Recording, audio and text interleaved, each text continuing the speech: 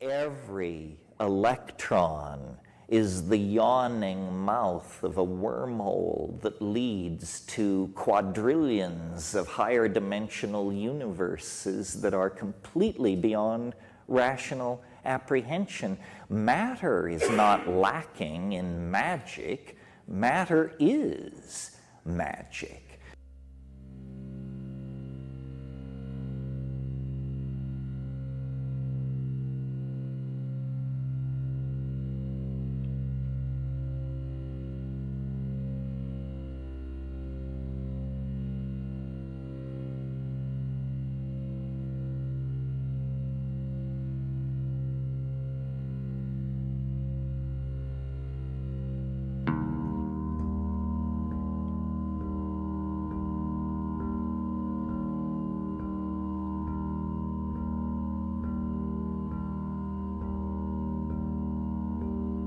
Well, so then physics, of course, charges forward deeper into matter, asking deeper questions. Well, once you pass below the level of the electron, it's like suddenly, it's like smoking DMT or something.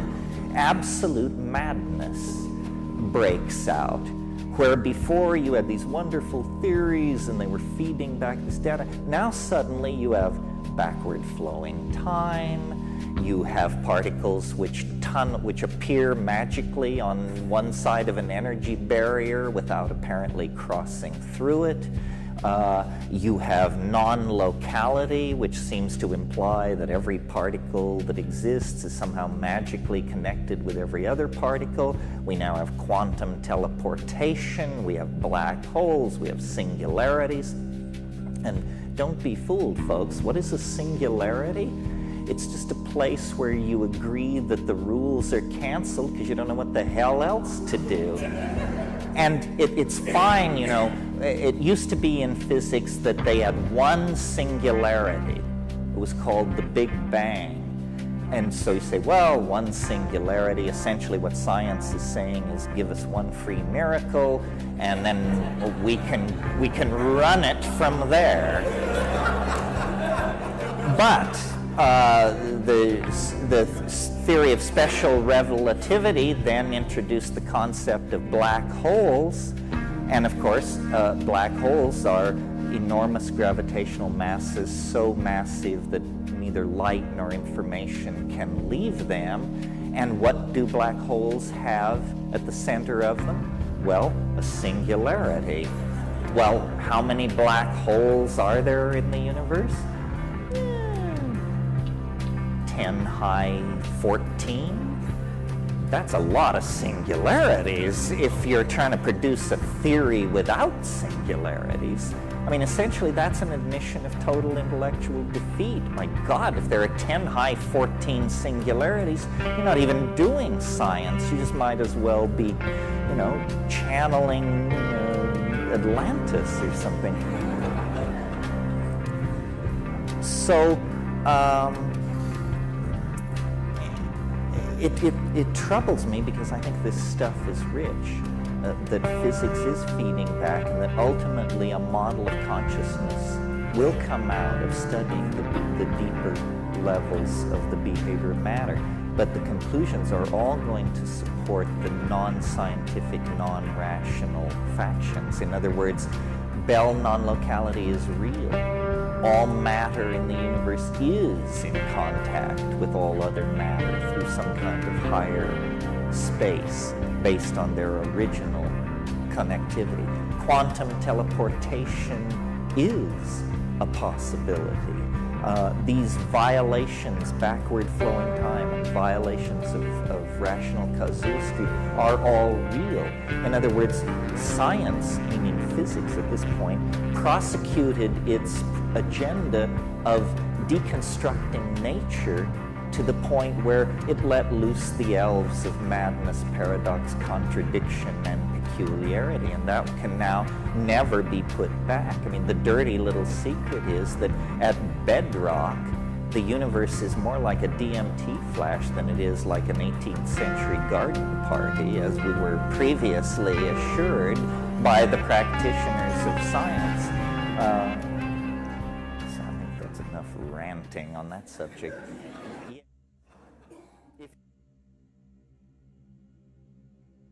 So Terrance McKenna, he is someone that I have an interesting appreciation for.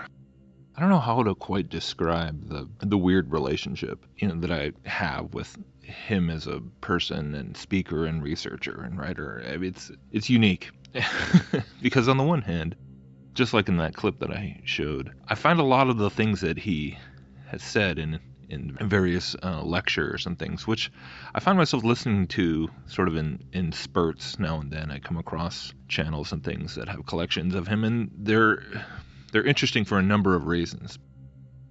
Because on the one hand, oftentimes he'll make rather astute observations about things like science and academia and society as a whole and the power structures that are in place in governments. And those observations a lot of times are very witty, done in a very sort of, he's funny. But also, he's really saying something. The scary part about a lot of it is that how much sense certain parts do make to me.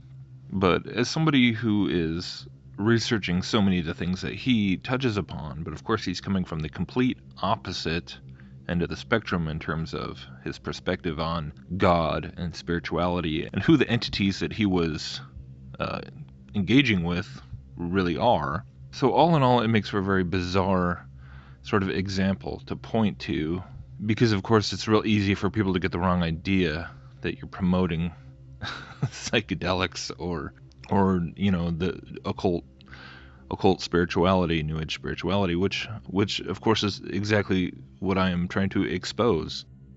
But that's precisely why I think with specific examples and specific individuals, and Terrance McKenna is one of them, where because they are so good at articulating a lot of the things that they have come to believe due to all their transcendent psychedelic experiences, and then sort of carrying that torch and being a proponent to the rest of the world and being an advocate for this spirituality. Well, on the one hand, I don't feel bad about saying that I can appreciate that he did have a sense of humor. He did have a keen sense of observation of certain faculties of society and human nature and language and all sorts of things. And I'm not going to take that away from him.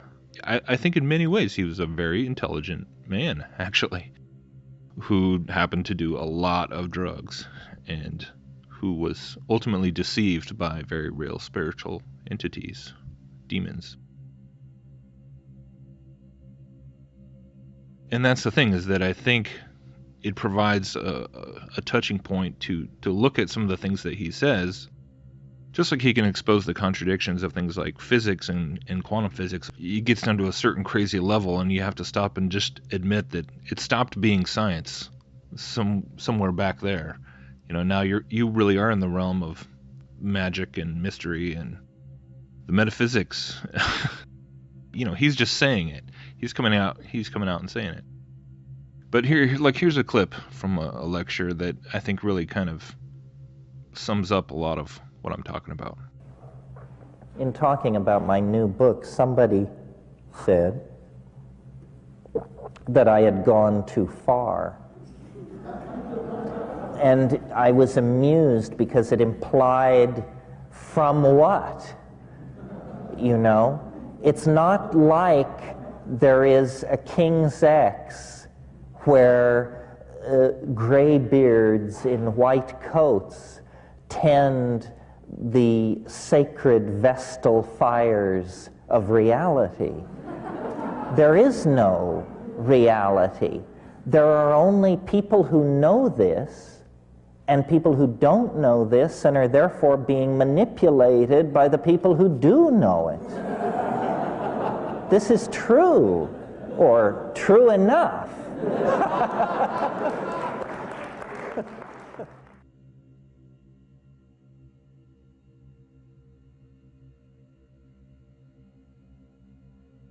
And so I just really loved that little soundbite there, because it actually reflects the mindset that so many people today are embracing.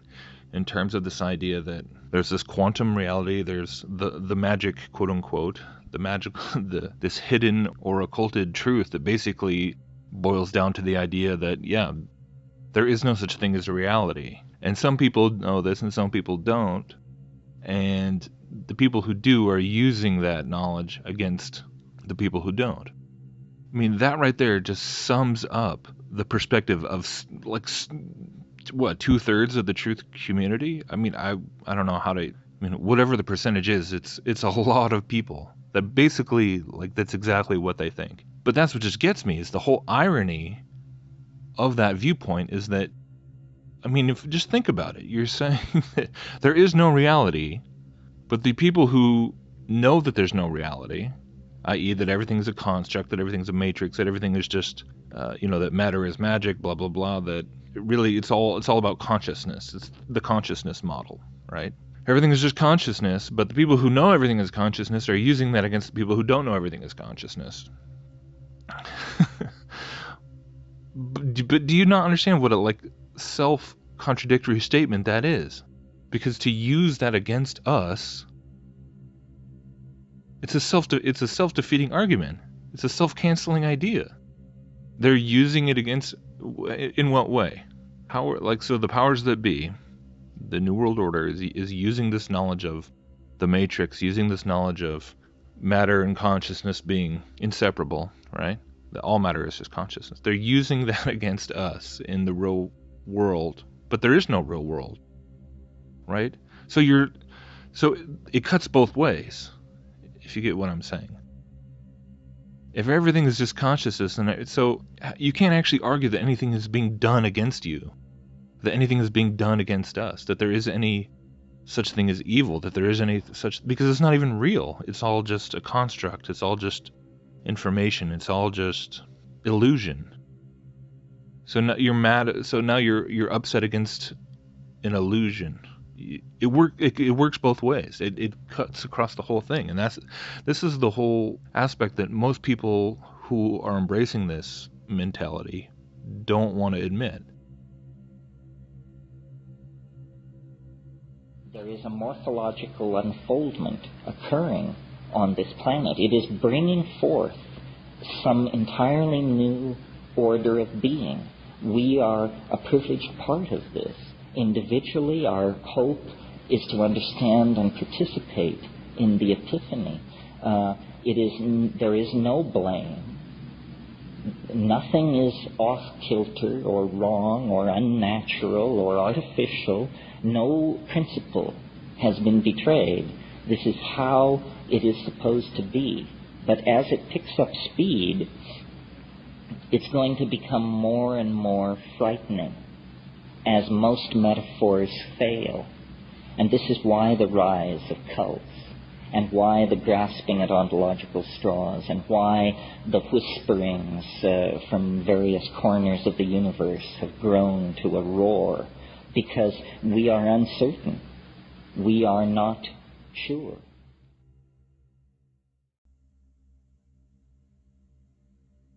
So hopefully you see what I'm trying to point out here. Like how you can't pick and choose. If everything is just part of the illusion, everything is just part of the matrix, everything is just part of whatever, there isn't stuff that's wrong. And I mean, just what he said right there. There's nothing artificial. There's nothing amiss. Essentially what it boils down to is that it's the rejection of the idea of sin. Okay? That's what all this is. That's what the whole matrix construct, pantheistic quantum mysticism is designed to do, is to find a way of erasing the concept of sin.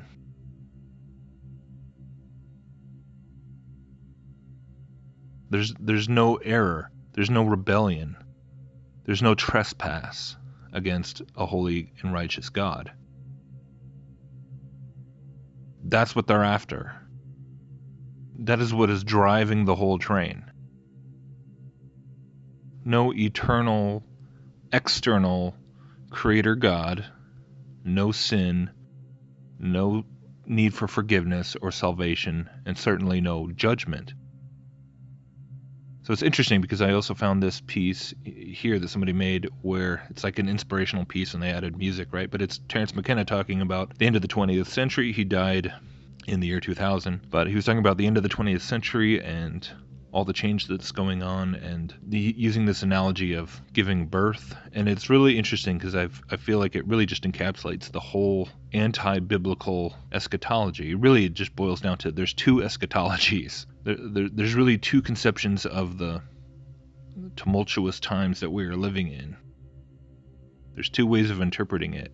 One in accordance with the Bible, which he references, and then another accordance to this whole panoply of spiritualistic beliefs that are all really one religion at the end of the day. So listen to this. What is happening here at the end of the 20th century, you see, is a kind of birth process. We, think of the fetal life in the womb. You're endlessly adrift in the amniotic ocean, weightless. Food and oxygen are being delivered without even your awareness through the umbilical cord. It is paradise. And if you were there and you were in control of your fate, you would choose to prolong it forever. But what happens instead is that you get squeezed into the birth canal. Then the paradise turns into hell, strangulation, pressure. You are literally being squeezed to death. To ask the fetus at that point to conceive of the wonderful, satisfying life that it is going to have 40 years hence as a stockbroker living in Bel Air and collecting minor works of Cubist art is ridiculous. Because, that's not where we're at the moment. And so I believe that culturally we are in the birth canal and everything appears to be being destroyed. The oceans, the atmosphere, the very integrity of our own bodies because of all these diseases, ideological contamination, you name it. But we simply must push forward. It's a forward escape. We can never go back, to the game-dotted plains of archaic Africa. That's gone. It's all gone. The only way out is forward. It's called a forward escape. And I'm interested in propagating this notion because, number one, I believe it, and number two, it is a message of hope without which I think people are going to be very challenged because things are going to get worse, apparently much worse. I mean, it would not cause me to break stride if the mess in Bosnia spread until it stretched from the Arctic Circle to Turkey and from Vienna to Vladivostok. I mean, those people are setting themselves up for hell on earth, and we will be dragged into it in some fashion, even if we only have to witness it. So history is turning into a white-knuckle ride, for sure. And without the faith in some kind of transcendental phase transition, I think there's a tendency to despair and to panic and to nihilism. And religion has failed. What religion gives us is what we saw last week in Texas. They can only conceive of phase transition as apocalypse, as Ragnarok, the twilight of the gods. That isn't what it is. We are closing distance with the first moments of true human civilization. When people actually do treat each other with respect, when there actually is a place made for the celebration of human differences, when we actually do feel the suffering of the people around us and respond to that. So without psychedelics and the models that they make possible, hope is, I think, a very, very fragile thing. And that's why I take the position that I do, because I think that we are on the brink of the adventure for which we left the trees and left the African plain. But it's not a sure thing. It rests in our hands. Yeah, so at the end of the day, it comes down to the fact that regardless of what mechanism or means that a person might be putting their faith in, whether it's in a technological sense, or they're fully bought into the mainstream system and society and the economics and the government and all that, or whether you're completely standing on the outside of that and pointing to that as being rudimentary to so much of what is going wrong, you can be on both sides of that fence and still both adhering to this basic concept of being in a birth. And this is why the New Age movement is called the New Age, because that is what is foreseen at the end of this whole tumultuous birthing process is, a new birth for humanity, a new level of existence, a new quantum leap in consciousness, a new stage in evolution. And even though guys like Terrance McKenna balked at the label, he perceived himself as being against the New Age, against New Age spirituality, because he said it was, quote, because it's too mired in dogma, quote unquote. And he's such a fan of sort of this idea that we don't even know anything, or we know so little, we just know a shadow of truth and all this stuff. We're like termites thinking we can map out the cosmos and such. But there is dogma nonetheless. The dogma is, that's the one common denominator, is the rejection of the idea of sin. You're dogmatically against the idea that sin is real, that there is a God who will judge. That's apocalyptic. That's Armageddon. So that's really the enemy at the end of the day to everyone who embraces some form of this eschatological view, this New Age view. It's why it really does all fall under one big umbrella.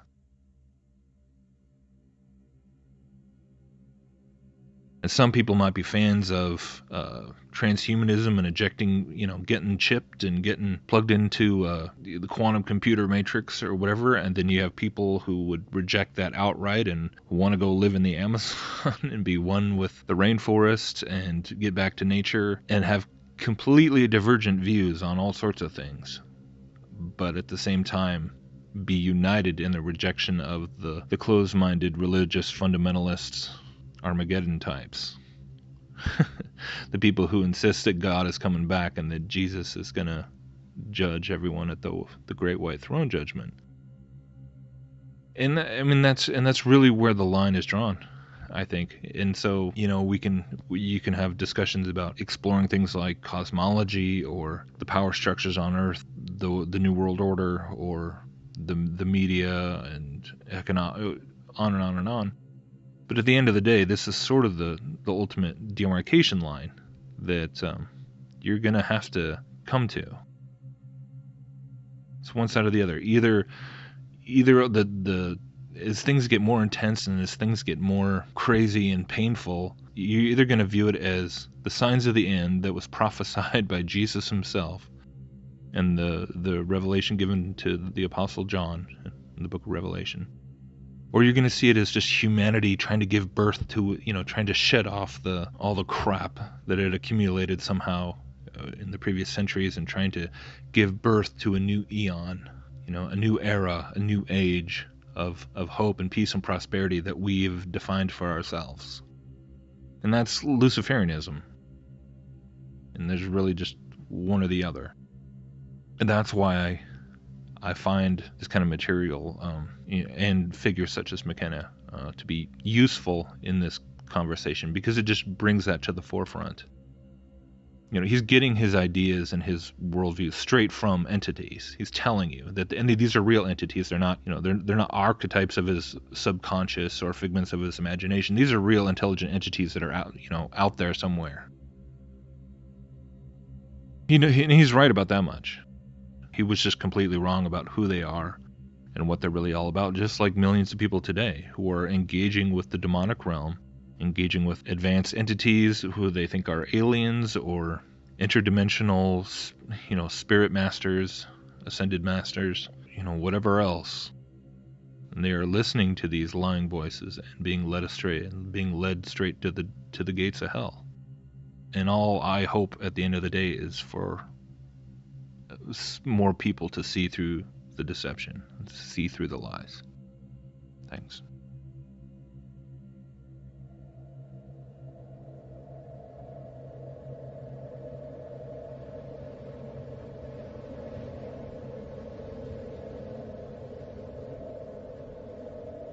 Then the Lord answered Job out of the storm.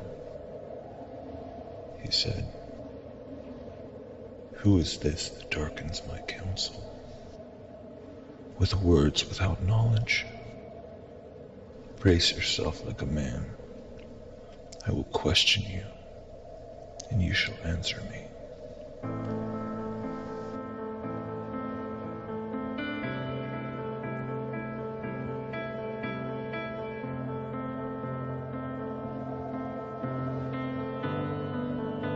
Where were you when I laid the earth's foundation? Tell me if you understand. Who marked off its dimensions? Surely you know. Who stretched a measuring line across it? On what word's footing set? Or who laid its cornerstone, while the morning stars sang together, and all the angels shouted for joy? Who shut up the sea behind doors when it burst forth from the womb? When I made the clouds its garment, and I wrapped it in thick darkness? When I fixed limits for it, and set its doors and bars in place? When I said, "This far you may come and no farther. Here is where your proud waves halt." Have you ever given orders to the morning, or shown the dawn its place, that it might take the earth by the edges and shake the wicked out of it? The earth takes shape like clay under a seal. Its features stand out like those of a garment. The wicked are denied their light, and their upraised arm is broken. Have you journeyed to the springs of the sea, or walked in the recesses of the deep? Have the gates of death been shown to you? Have you seen the gates of the shadow of death? Have you comprehended the vast expanses of the earth? Tell me if you know all this. What is the way to the abode of light, and where does darkness reside? Can you take them to their places? Do you know the paths to their dwellings? Surely you know, for you were already born, you lived so many years. Have you entered the storehouses of the snow, or seen the storehouses of the hail, which I reserve for times of trouble, for days of war and battle? What is the way to the place where the lightning is dispersed, or the place where the east winds are scattered over the earth? Who cuts a channel for the torrents of rain, a path for the thunderstorm, to water a land where no man lives, a desert with no one in it, to satisfy a desolate wasteland and make it sprout with grass? Does the rain have a father? Who fathers the drops of dew? From whose womb comes the ice? Who gives birth to the frost from the heavens, when the waters become hard as stone, when the surface of the deep is frozen? Can you bind the beautiful Pleiades? Can you loose the cords of Orion? Can you bring forth the constellations in their seasons? Or lead out the bear with its cubs? Do you know the laws of the heavens? Can you set up God's dominion over the earth? Can you raise your voice to the clouds and cover yourself with a flood of water? Do you send the lightning bolts on their way? Do they report to you, "Here we are"? Who endowed the heart with wisdom, or gave understanding to the mind? Who has the wisdom to count the clouds?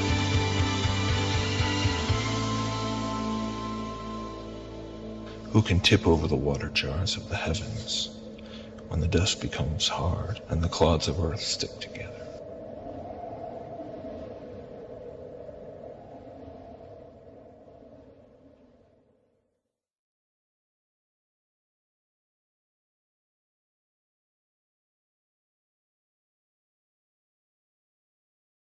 Every electron is the yawning mouth of a wormhole that leads to quadrillions of higher dimensional universes that are completely beyond rational apprehension. Matter is not lacking in magic. Matter is magic.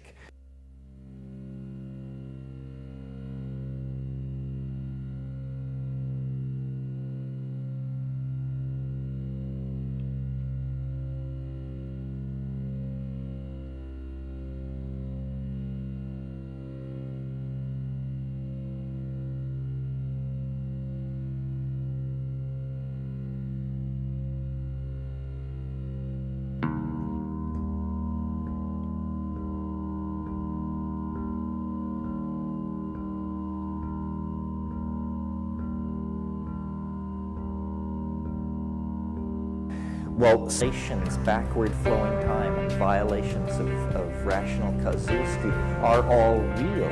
In other words, science, meaning physics at this point, prosecuted its agenda of deconstructing nature to the point where it let loose the elves of madness, paradox, contradiction, and peculiarity, and that can now never be put back. I mean, the dirty little secret is that at bedrock, the universe is more like a DMT flash than it is like an 18th century garden party, as we were previously assured by the practitioners of science.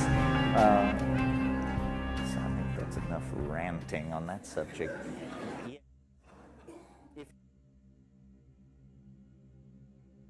So Terrance McKenna, he is someone that I have an interesting appreciation for. I don't know how to quite describe the... Essentially, that's an admission of total intellectual defeat. My God, if there are 10 high 14 singularities, you're not even doing science. You just might as well be, you know, channeling Atlantis or something. So, it troubles me because I think this stuff is rich. That physics is feeding back, and that ultimately a model of consciousness will come out of studying the deeper levels of the behavior of matter. But the conclusions are all going to support the non-scientific, non-rational factions. In other words, Bell non-locality is real. All matter in the universe is in contact with all other matter through some kind of higher space based on their original connectivity. Quantum teleportation is a possibility. These violent, and it's fine, you know, it used to be in physics that they had one singularity. It was called the Big Bang. And so you say, well, one singularity, essentially what science is saying is give us one free miracle, and then we can run it from there. But the theory of special relativity then introduced the concept of black holes, and of course, black holes are enormous gravitational masses, so massive that neither light nor information can leave them. And what do black holes have at the center of them? Well, a singularity. Well, how many black holes are there in the universe? 10 high 14? That's a lot of singularities if you're trying to produce a theory without singularities. I mean, so then physics, of course, charges forward deeper into matter, asking deeper questions. Well, once you pass below the level of the electron, it's like suddenly, it's like smoking DMT or something. Absolute madness breaks out, where before you had these wonderful theories and they were feeding back this data. Now suddenly you have backward flowing time, you have particles which appear magically on one side of an energy barrier without apparently crossing through it. You have non-locality, which seems to imply that every particle that exists is somehow magically connected with every other particle. We now have quantum teleportation, we have black holes, we have singularities. And don't be fooled, folks. What is a singularity? It's just a place where you agree that the rules are canceled because you don't know what the hell else to do.